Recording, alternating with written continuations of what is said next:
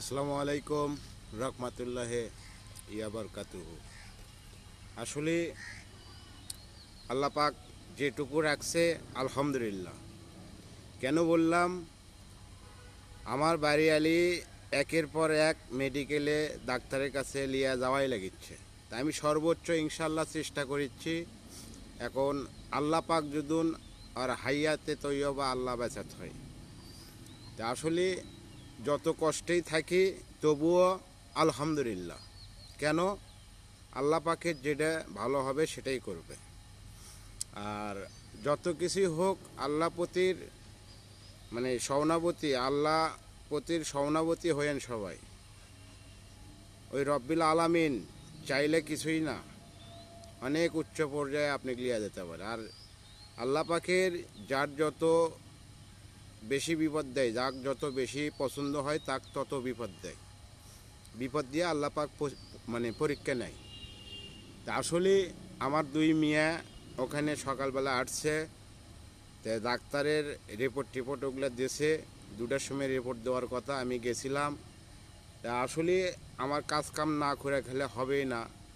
আমি যেহেতু মনে করেন দুই মেয়েকে বিয়ে দিছি, পাশাপাশি আমার স্ত্রীর অসুখ, ভালো টাকা একটা গেছে। তে কাজ না করলে তো আমার সংসার চলবে না। তা আমি মিয়াগরক বললাম, বাবা আমি একটু কাজে যাব, তোমরা একটু এটি যা করা লাগে করো, আমি পরবর্তী আবার আসতেছি। তা আসলে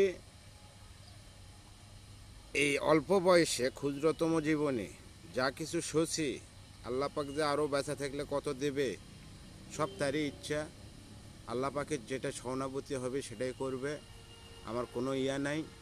আল্লাহুম্মা আমিন। আর আল্লাহ পাক আমাকে যেন সেইভাবেই লেয়। সবারই চলে যেতে হবে, মানুষের মরণ হবে সবারই। পৃথিবীতে কেউ থাকতে আসেনি। তা আসলে বাস্তবতা একটা জিনিস হলো, ভালো মন্দ এগুলো নিজের ওপর ভর করে। আমি চলতে ফিরতে প্রত্যেকটা মুহূর্তে যাই, যেটি আমার সাথে চলাফেরা করছেন, দুই একটা হয়তো কথা চলাফেরার মাধ্যমে দুই একটা রং ব্যবহারও হতে পারে, খারাপ ব্যবহার হতে পারে। নিজ গুণে আমাকে ক্ষমা করে দেবেন, তার কারণ অনেক টাইমে হয়তো খারাপ ব্যবহার হয়ে যায়।